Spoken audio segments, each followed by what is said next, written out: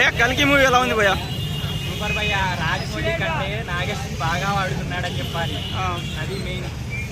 Prabhas the Amitabh Bachchan fight scenes ఎలా ఉన్నాయి? Super, అది ఎక్స్ట్రాడినరీ. ఇంకా చెప్పాలంటే చూడాలి, థియేటర్ పోయి 3D చూడాలి మూవీ. 3D దండగా, 3D చూస్తేనే బాగుంటుంది. బ్యాక్గ్రౌండ్ మ్యూజిక్ ఎలా ఉంది భయ్యా?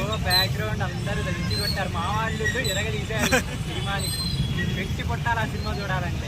కమల్ హాసన్ గారి గెటప్ ఎలా ఉంది అండ్ క్యారెక్టర్? చెప్పారు కదా, కమల్ హాసన్ గారు చాలా బాగుంది గెటప్. రాజుతో శ్రీశ్రీ గారి మాట ఇంకా బాగుంది, అంతా బాగుంది. దీపికా పదుకొనే క్యారెక్టర్, పైసా వస్తుంది. దీపికా పదుకొనే క్యారెక్టర్ అది అమ్మ క్యారెక్టర్ చాలా బాగుంది. అది అందరినీ హైలైట్ చేశారు భయ్య, అందరు బాగున్నారు. అమితాబ్ బచ్చన్ గారి అశ్వత్థామ క్యారెక్టర్ ఎలా అనిపించింది చూస్తుంటే? మనకు మొత్తం బాగా మహాభారతం స్టోరీ అంటారు కదా, ఎలా ఉంది? నార్త్ ఇండియన్స్ పండగ చేసుకుంటారు. బ్యాక్గ్రౌండ్ మ్యూజిక్ అందరినీ హ్యాండిల్ చేసినట్టు నాగశ్విన్. ఫినిష్